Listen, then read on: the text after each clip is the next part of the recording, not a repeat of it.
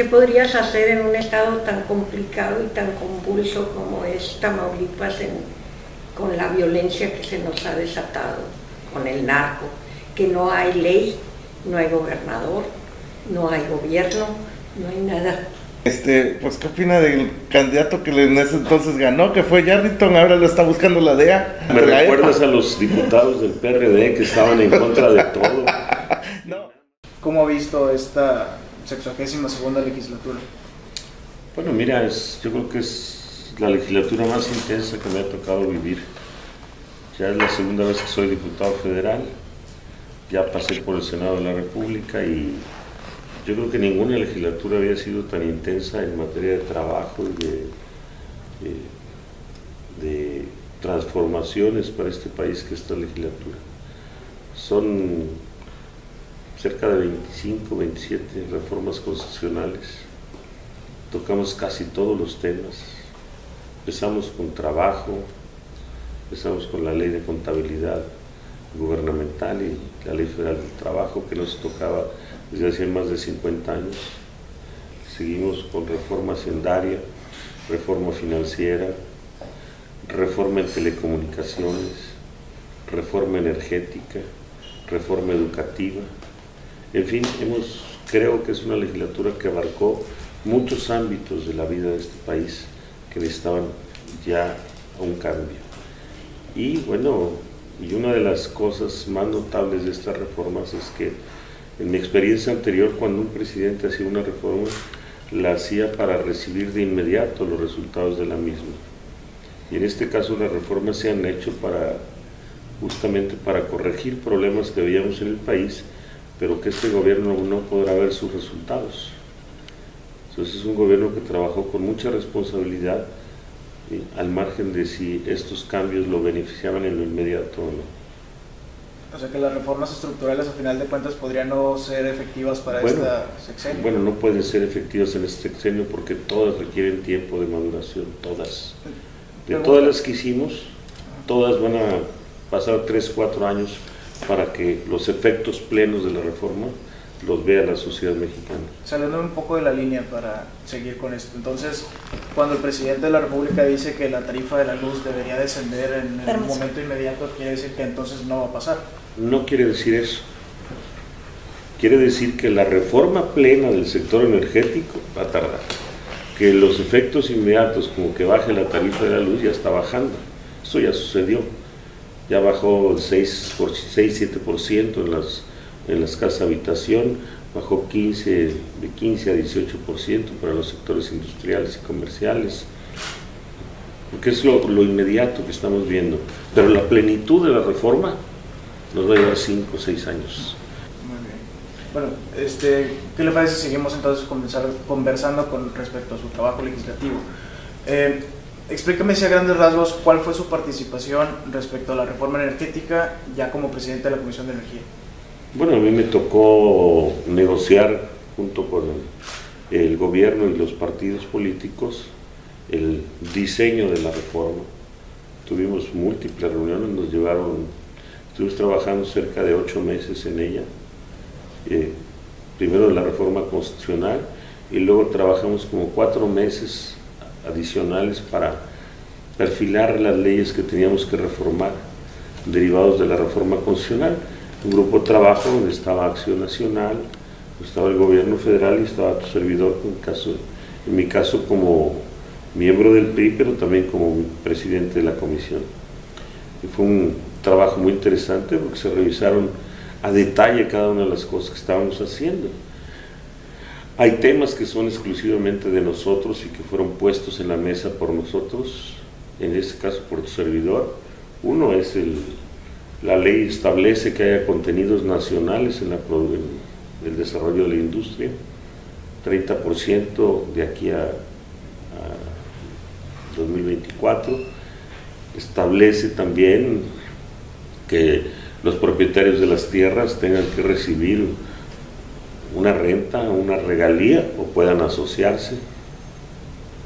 Eso lo pusimos nosotros para beneficiar a la gran cantidad de compañeros que se dedican a la actividad agropecuaria o a la ganadería y que en sus tierras pueden tener la fortuna de que exista petróleo o gas shale, y que ahorita lo que sucede es que llega a Pemex y simplemente le pagan una cuota y adiós Nicanor y ya se olvidan de todo. Entonces hay toda una serie de previsiones para que ellos se vean beneficiados. Y así, si revisas cada uno de los temas, los fuimos cuidando con un propósito fundamental. Teníamos que ser un mercado de petrolíferos y teníamos que ser un mercado de energía eléctrica. Y esos dos propósitos se lograron y creamos las empresas productivas del Estado, de tal manera que las pusimos en condiciones de que ellas puedan competir con otras firmas. CFE tendrá que competir en producción de electricidad con otras empresas, Pemex tendrá que competir con otros jugadores en materia de exploración y producción de petróleo. Y creo que esos resultados son a los que me refiero, que los vas a ver en 5 o 6 años. A como quedó la ley, dijeron de que toda actividad que sea, por ejemplo, agricultura, ganadería o eso, quedaba como segunda prioridad, dándole prioridad a la extracción. Mira, tú tienes Pero sí quedó así, ¿no? No necesariamente. Sí, así lo dice. Pero te explico. Tú tienes la fortuna de tener gas en tu terreno. Va a llegar alguien, te va a decir, oye, te puedo pagar una renta hasta el 2.5%, o te puedo dar una regalía. ¿Qué quiere decir que te doy una regalía? Decir, bueno, juguemos en la de lo que saque yo te va a dar tal porcentaje para ti. Ahorita no les da nada. Tercer punto, juguémonos juntos, asociémonos, tú pones el terreno, yo pongo la maquinaria, pongo todo y seamos socios en estos porcentajes, y eso lo tendrán que negociar las empresas con él. ¿Sí? 2, bueno, yo encontré tu terreno, en cualquier esquema que yo escoja, yo encontré tu terreno así. En el momento que yo me vaya, te lo tengo que dejar así, y te lo voy a regresar así. Cuarto elemento, para extraer gas shale no necesitas todo el terreno. Yo voy a hacer esto aquí, y todo lo demás te voy a apoyar para que sigas realizando tu actividad. Ese es el esquema. No es una cosa u otra. Pueden convivir perfectamente bien las dos cosas. Como sucede en Estados Unidos, tú tienes un rancho donde solamente en 100 metros tú haces la extracción de gas y lo demás el propietario se puede dedicar a sus actividades normales. Claro. Allá puedes producir agricultura, puedes producir ganado, puedes producir lo que tú como empresario quieras, como propietario de la tierra. Claro. Bueno, ahí precisamente tocamos un tema interesante, que es el de el impacto ambiental que esto tendría. Hay organizaciones internacionales que están preocupadas por el fracking y la forma en la que se usa las cantidades de agua que utilizaría esta industria, y que precisamente el agua es de lo que más carecemos en la zona norte del país. No, hay muchas fantasías sobre el daño ecológico que se realiza. La tecnología del fracking evolucionó tanto que tú puedes ahorita cruzar aquí, vete aquí a Eagle, acá en la zona de Eagle, pegado acá entre nosotros y Piedras Negras. No hay ningún daño ecológico, siguen produciendo alimentos, sigue desarrollándose la agricultura, no hay ningún daño ambiental. El uso del agua es por una sola vez metes agua, luego esa misma agua la estás reciclando para poder seguir realizando tu actividad. ¿Sí? Yo invité a muchos diputados a que fueran a conocer el sistema, porque mucha gente dice que el fracking contamina. Cuando les preguntas por qué contamina, es que utiliza químicos. Bueno, ¿qué químicos utiliza? Y nadie te sabe explicar qué químicos usa. Bueno, están protegidos por la ley de propiedad intelectual, y muchas de esas fórmulas son secretas, incluso. No puede uno saber a veces cuáles son los que. De ninguna manera son secretas. Además, tú tienes una ley. Houston Chronicle publicó recientemente de que el agua que se estaba utilizando en Texas, que habían previsto la cantidad que se utilizaría, y era 10 veces más la que estaban realmente utilizando, y que no todas las extracciones que se realizaban se registraban ante la EPA. ¿Recuerdas a los diputados del PRD que estaban en contra de todo? No, nada más lo que le decían, estoy diciendo fulano dijo, bueno, lo que yo le no estoy sé diciendo si, son si es serio, yo no sé si el Chronicle Houston sea serio o no. Houston Chronicle, yo creo que es un poco No sé. serio. Más que los políticos, sí. Perdóname, pero yo no sé si sea serio Ahora, el artículo que bueno, publicaron, vamos a ¿verdad? hablar de investigadores. Ahora, ahí Fundar, está la ley. organización Fundar. A ver, está Fundar la es ley. muy conocida. Está la ley de protección ambiental, que también castiga. Nosotros tenemos también leyes de protección. Nosotros tenemos dos instrumentos para regular que no suceda eso. Está la ley de protección ambiental, que también castiga. Nosotros tenemos también leyes de protección. Nosotros tenemos dos instrumentos para regular que no suceda eso. Uno es la ley de protección ambiental, donde le acabamos de incrementar, después de la experiencia que tuvimos con la contaminación del río Sonora, acabamos de incrementar exponencialmente las multas que tendríamos que aplicarle a una empresa que contamine. ¿Sí? Dos, tenemos la Agencia de Seguridad Ambiental, que es la encargada del sector energético, que también va a tener que vigilar que, bueno, si hay un derrame en alguna zona, la empresa tendrá que repararlo. Si hay una contaminación, la empresa tendrá que repararlo. Ahora, yo te puedo, la industria dar 1000 petrolera. artículos ahorita si quieres, donde dice que el fracking no tiene ningún problema. Te puedo mandar a leer el Foreign Affairs o el Foreign Policy, donde viene una gran cantidad de artículos que te dicen que no es contaminante, que es una falacia. No, bueno, perdóname, pero así como tú tienes artículos, yo tengo muchos artículos y en tribuna lo discutimos. Yo le quería preguntar si usted como presidente de la comisión preveía o prevé cómo o de dónde van a extraer el agua para poder sacar el fracking de aquí. El río Bravo no lo va a poder sacar. Me podría imaginar que a lo mejor el Monterrey 4 podría utilizarse para eso, sí. pero es Monterrey 4.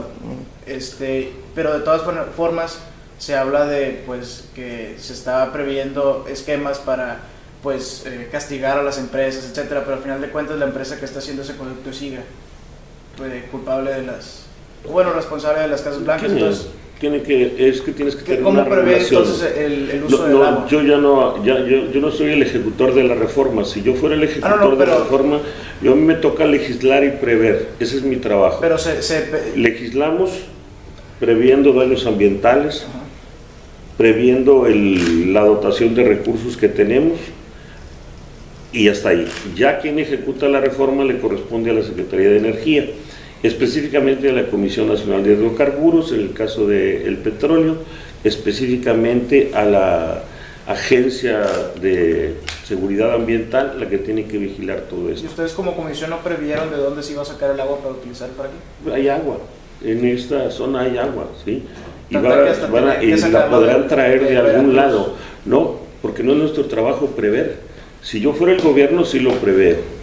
Y sería mi trabajo y sería mi responsabilidad prever dónde van a sacar el agua.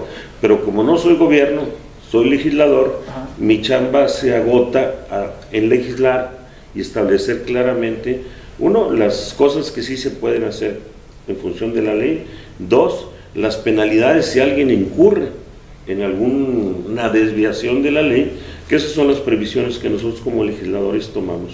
Usted hablaba hace un momento que también veía la cuestión de los detalles. ¿Ustedes encontraron algún detalle respecto a que el petróleo iba a bajar de precio casi al 60% de lo que cuesta actualmente? Digo, porque se está apostando por una reforma energética petrolífica, que con un petróleo que actualmente está pasado de moda, puede decirse, en cuestión energética, y que ahorita se está abaratando de manera muy increíble. ¿Ustedes previeron eso? ¿Vieron eso en el detalle de la reforma energética? Sabíamos que iba a bajar, que los precios eran insostenibles. En la medida en que Estados Unidos se convierta en autosuficiente en petróleo y gas, en esa medida sabemos que el precio va a la baja. Si los demás países no reducen su producción de petróleo, como fue el caso que sucedió. Pensábamos que esto iba a suceder el año que entra, no este año, pero se aceleró, y con el agravante que se cayó la economía china y se cayó la economía india, entonces el consumo de petróleo en todas esas zonas bajó. Entonces se genera un pleito por los mercados, pero sigue siendo un buen negocio. $50 por barril sigue siendo un muy buen negocio. Antes estaba en 110. Bueno, antes estuvo a 30, en 1980 cayó a $8. Esas son las fluctuaciones de los precios del petróleo. Pero tú ahorita un barril de petróleo en aguas profundas te sale como más o menos en promedio unos $20 por barril sacarlo, y lo vendes a 50, sigue siendo un buen negocio. ¿Y cuál es el plan B que se preveía para esto?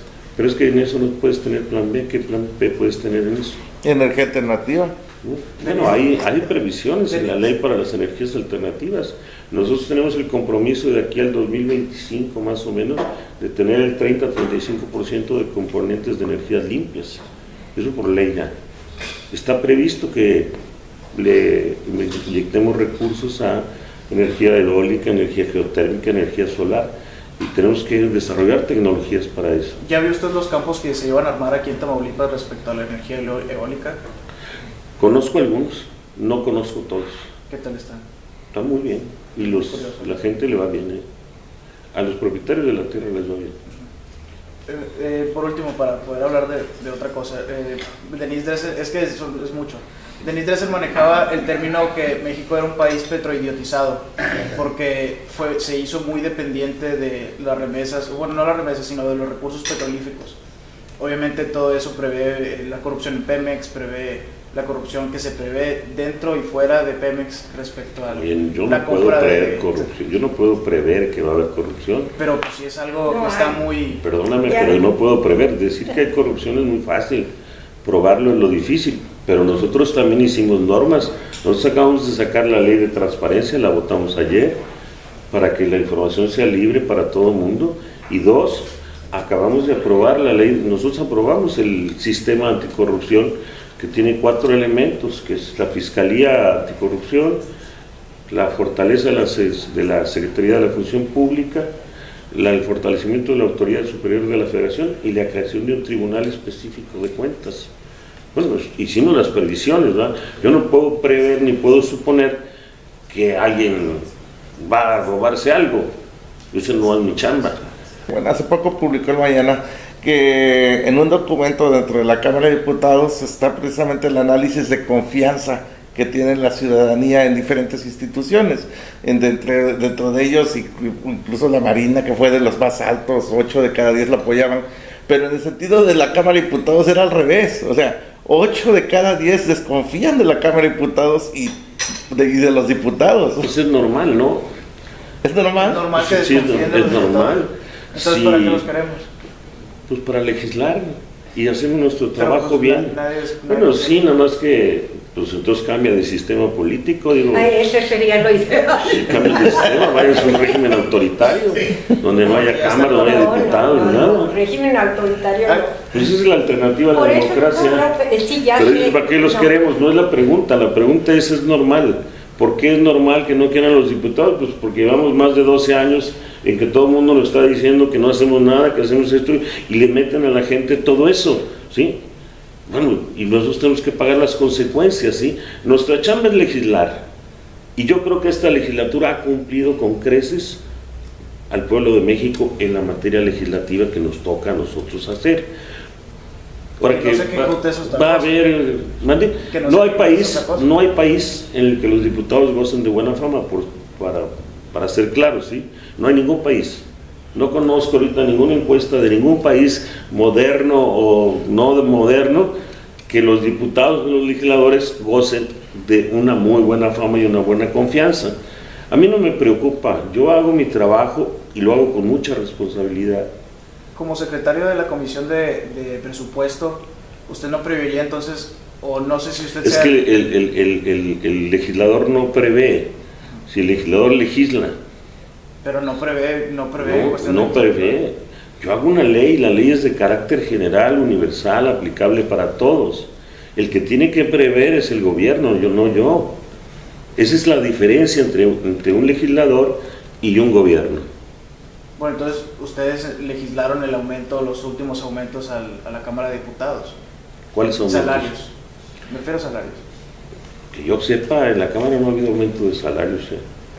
Pudo haber habido aumento de presupuesto, que no lo manejo yo, lo maneja la Junta de Coordinación Política en función de las previsiones de sus actividades, pero yo sigo ganando lo mismo que ganaba cuando entré. ¿Cuánto gana? Yo creo que ahora sí que en términos nominales son como 60, 70 mil pesos. ¿Mensuales? Mensuales, sí. Más o menos por allá anda.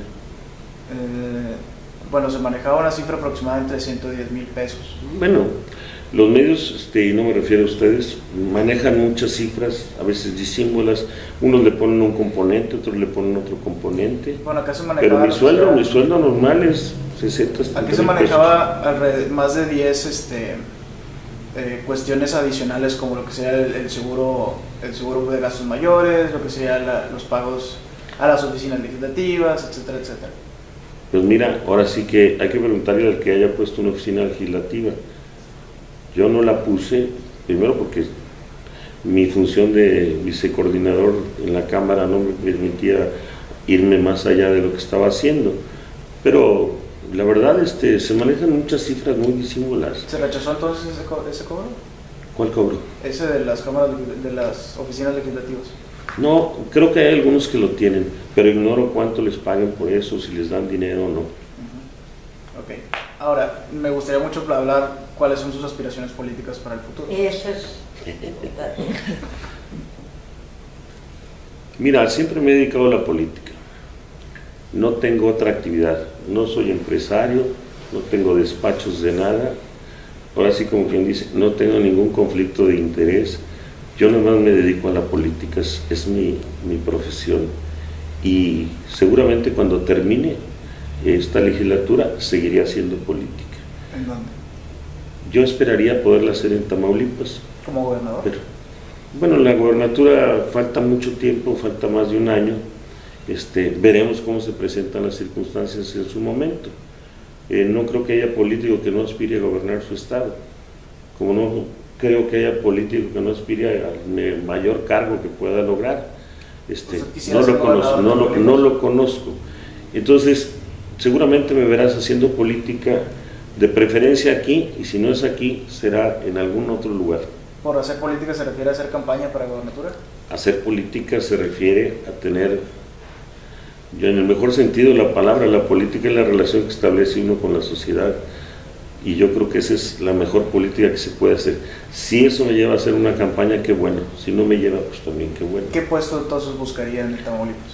Ahorita ninguno. No, pero pues su legislatura está por terminar. Por eso, pero tú quieres que prevea. No preveo, los políticos no prevemos con tanto tiempo. Entonces se ponen, ¿a ustedes lo pondrían en alguna parte? Vamos a ver qué sucede. ¿Y lo pondrían directamente del Estado, de la Nación? Haría política. ¿Cómo hizo política entonces en el 90 y tantos cuando Zedillo en la Cocopa? Yo no estuve en la Cocopa, siempre hay una confusión con la Cocopa. Yo nunca fui miembro de la Cocopa. Yo era el comisionado del gobierno federal para la paz en Chiapas. No es la Cocopa. La Cocopa es un órgano del Congreso, no es del gobierno federal. Bueno, entonces, ¿cómo fue su trabajo político? Pues ahí hicimos lo mejor que pudimos para tratar de solucionar el problema de Chiapas. Y después de eso fui senador y abiertamente me vine aquí a hacer campaña. Digo, ahí, Aquí estuviste. estuve contigo, Ninfa, mucho tiempo platicando de eso y de mi aspiración en ese momento de querer ser el candidato de mi partido al gobierno. Entonces, oiga, y a propósito, recordando esos tiempos, pues ¿qué opina del candidato que en ese entonces ganó, que fue Yarrington? Ahora lo está buscando la DEA. Yo no opino nada de él. ¿Cómo? Tuvo su momento y no prevé nada de esto. ¿Cómo? Y yo cómo iba a prever eso, mira. ¿Pero qué opina de que el gobernador de Tamaulipas no busque la DEA? Por adivinar cobro doble. Sí, por adivinar cobro doble. Una bata blanca con una bolita. ¿Nadie prevía entonces en el partido que tuviera eso? Yo no lo preví. Pero qué lamentable, ¿no? Es una pena, pero no tuve una previsión de eso. Las circunstancias de la vida van cambiando. Bueno, y aquí estamos, ¿no?, haciendo política. ¿Qué podrías hacer en un estado tan complicado y tan convulso como es Tamaulipas con la violencia que se nos ha desatado, con el narco, que no hay ley, no hay gobernador, no hay gobierno, no hay nada? Aquí estamos solos, por eso quizá estamos un poco inquietos en los medios, no porque seamos perredistas, no trates de ponernos una etiqueta, es porque... Fue ayer, no fue a ti. No, pero él soy yo, somos los mismos, y claro que tienen están bajo mi dirección, pero claro que son independientes y libres para expresar lo que ellos deseen, porque esa es la libertad de expresión. Y la libertad de expresión implica pues buscar la verdad. Y en esa búsqueda de la verdad nos confunden con comunistas, como a mi padre lo achacaron de comunista y lo andaban metiendo a la cárcel. No, yo no me confundí con perredista, yo le dije a él que parecía. Comunistas. No dije, parecías perredista, parece que está en una discusión en la Cámara. Sí, López Obrador es mi amigo como lo eres tú. En fin, trato de que el periódico esté equilibrado. Sin embargo, ha sido tan convulsa esta época que nos ha tocado, que nos han afectado incluso con bombas y con la muerte de nuestro compañero, y en fin, nos han golpeado. Lo sé. Y todo por tratar de dar solución y prever, porque es como ciudadanos es importante tener que prever cosas que pueden suceder, destapando situaciones, quitando máscaras, buscando la verdad. La búsqueda de la verdad es una tarea complicada y que todo ciudadano debemos de tener esa conciencia, así sea diputado, senador o gobernador, de que es previendo cómo podemos evitar esta circunstancia que hoy nos abate de la violencia y el narcotráfico que nos inunda. Mira, tú sabes que por carácter y por entrenamiento soy una persona abierta. Sí. Y escucho y me gusta escuchar, me gusta debatir también, me gusta exponer mis ideas y defender lo que pienso.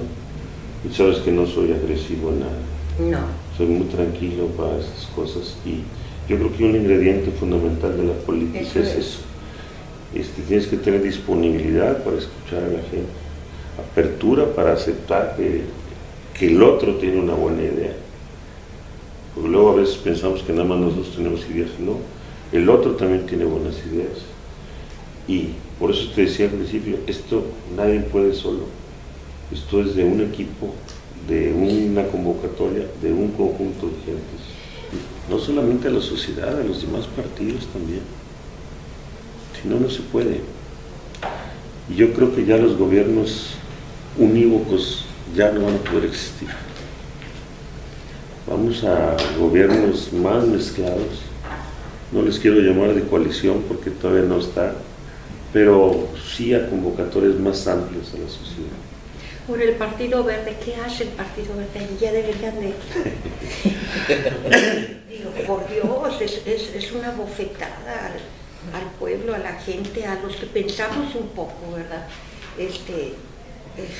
Entonces no nos tiene muy conforme la actitud de la presidencia de la República, la mera verdad. No. Pero ahí no depende del presidente, mucha eso inseguridad. es el INE. El Instituto Nacional Electoral ya lo multó, vamos a ver qué pasa en las elecciones. De nada ha servido. Hay reglas claras para cuándo le puedes quitar a un partido el registro y cuándo no. Tiene multas, pues yo creo que sí les pegó, pero cuando éramos oposición teníamos más libertades de acción. Ahorita tienes que ser muy escrupuloso en respeto a la ley. Yo no veo en el PRI todo lo que andaban haciendo ni el Verde, ni Morena, ni el PRD, ni el mismo PAN. Pero la casita blanca... Estás hablando de otro asunto, sí. Ese es otro asunto que bueno... Es la cultura del trapo y la lentejuela, es la cultura económica de Estados Unidos. Es una cultura que para un país muy pobre, muy hambriento, que no corresponde. Entonces yo siento que... Mira, lo notable de eso... Que tiene uno que ir un poco a la izquierda, ¿no? No sé. Pero lo notable de eso es cómo ahora, y eso hay que entenderlo, cómo ahora tienes... primero, están los medios más acuciosos, observando todo. Dos, cómo eso corre por esta cosa que se llama en redes sociales impresionantemente, ¿sí? Tercero, pues la gente tiene que estar más atenta, el funcionario tiene que estar más atento a lo que hace o deja de hacer. Y ahora, tienes una ley de transparencia que, pues si tú vas y pides la información, te la tienen que dar. Y tienes una ley que penaliza más cualquier acto, cualquier ilícito. Entonces, yo creo que, espero que sea para bien, no lo preví tampoco, pero espero que sea para bien, que todo este andamiaje y toda esa nueva actitud social nos obligue a ser mejor gobierno, nos obligue a todos los políticos a actuar mejor. Pues ya es la sociedad con las Sí. redes sociales la que Pero- está presionando. y eso- pero más es la eso es libertad de bueno. expresión. Eso es Claro, es bueno. la libertad de expresión, Pero- ahí está. Y la nosotros base. tenemos ya que contar con eso. Pero Sí. no lo han hecho. Es decir, ¿qué espera realmente un político, un legislador, un presidente, un gobernador que pase como para que realmente empiecen a cambiar sus actitudes políticos sociales hacia la misma Yo creo que ciudadanía? van cambiando muy rápido. Y le digo Yo creo porque- que gobiernos cerrados ya no van a poder existir. No, igual pueden ser muy abiertos y puede haber publicaciones, puede haber periódicos que exhiban casas blancas al secretario de Hacienda, al presidente, al secretario de Gobernación, y al final de cuentas nadie dentro del gobierno hace nada. Tienes al secretario de la Función Pública completamente dibujado, nada más. No está haciendo nada, no ha hecho nada. Se supone que está haciendo una investigación. No sé Sí. cuánto le vaya a llevar. Yo espero que la esté haciendo y espero que dé los resultados. Pero yo creo que, a ver, mi punto es que esto te va generando ya un ambiente y te va obligando a transformar tus esquemas de gobierno. Diputado, una pregunta.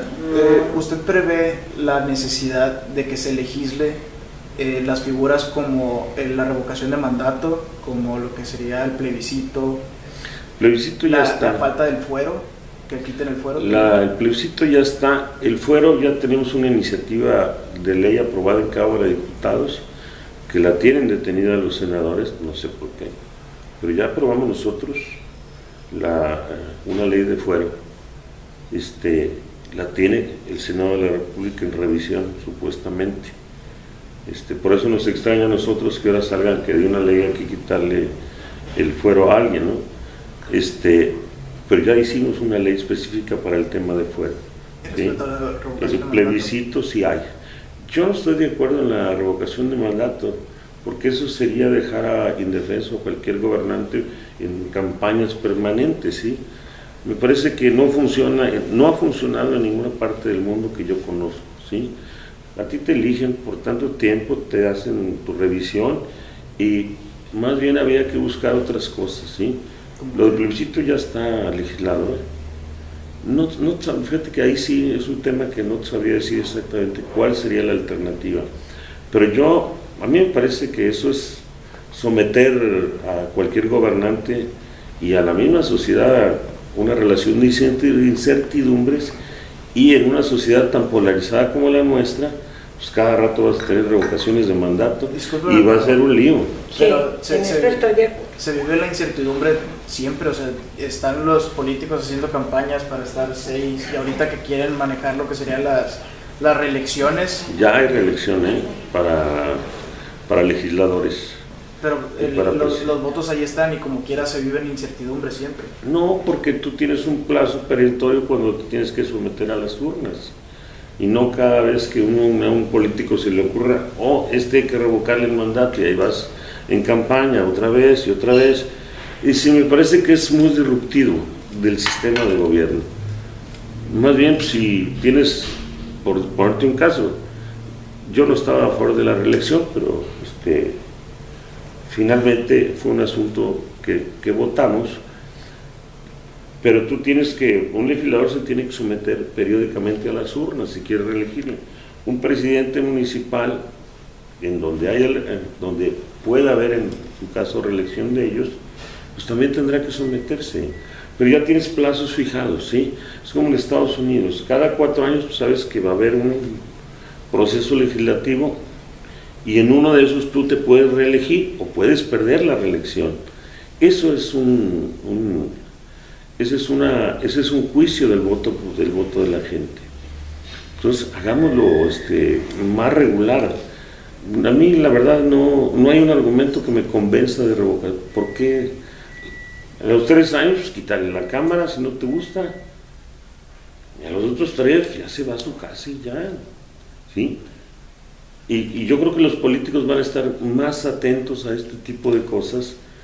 ¿Por qué? Pues porque la ciudad está más organizada, porque las redes funcionan mejor, porque la comunicación es impresionante. Pero le siguen sin hacer caso a los ciudadanos. Yo creo que sí les hacen caso en muchos sentidos, ¿eh?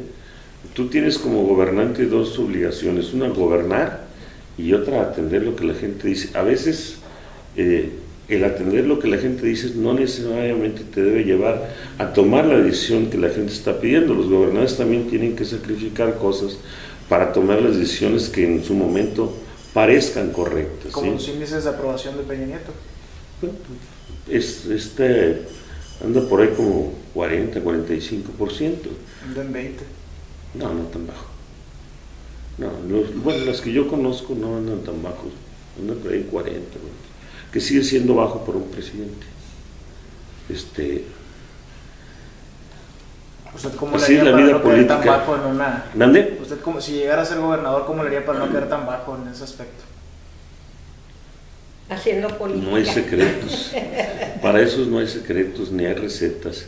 Yo creo que no es lo mismo. La presidencia de la República es una responsabilidad enorme. También gobernar un estado es una responsabilidad, pero Uno como Tamaulipas, que está tan quemado, por así decirlo. es una gran responsabilidad aquí gobernar. Sí, Yo creo que hay que hacer política. El PRI la tiene muy en contra aquí en Tamaulipas, muy en contra, con todos estos acontecimientos que te hemos explicado para que te des un panorama, creo yo, un poquito más extenso. No hay una inclinación ya para votar por el PRI, quieren otro partido. Y creen que ahí está la solución, puede ser, pero no creo. Yo creo que políticos de mala factura hay en todos los partidos políticos. No es un asunto exclusivo vamos a decir, no es un asunto exclusivo de un solo partido. Tienes lo del gobierno de Sonora, tienes lo que pasa en Guerrero, en fin. Yo creo que hay algo que sí, y en eso lo comparto contigo. Tienes que tener políticos profesionales, políticos, no empresarios. Me preguntan, respondiendo a tus inquietudes, cuando alguien me pregunta qué pienso de la reforma energética, yo les digo que espero en 5 años voltear y ver que no nos equivocamos, que esa era la solución. Me daría mucha vergüenza en 5 años voltear y ver que no solucionamos nada. Y aquí es tierra de mucho gasto, Así mucho es. petróleo. Esa es mi aspiración con estas Ay, reformas. ojalá. Si no se mejora Tamaulipas, hay un problema un tanto grave, ¿no? Yo espero que sí se mejore, ¿eh? Espero. Confío y creo. ¿Cómo ve a Yalil Abdala, por último? ¿Perdón? ¿Cómo ve a Yalil, la candidata por el... Fíjate que conocí a su papá, ella no tenía el gusto de conocerla, estuve platicando con ella y me sorprendió gratamente, muy clara en lo que quiere, muy aguerrida, una expresión muy bien articulada y bueno, creo que tiene el ingrediente que tiene todo político para triunfar. Su visita a Nuevo Laredo también va encaminado a darle el espaldarazo, como que Así es. Creo que ella tiene todos sus ingredientes y creo que tiene fe en sí misma, que eso es lo fundamental para poder ganar cosas.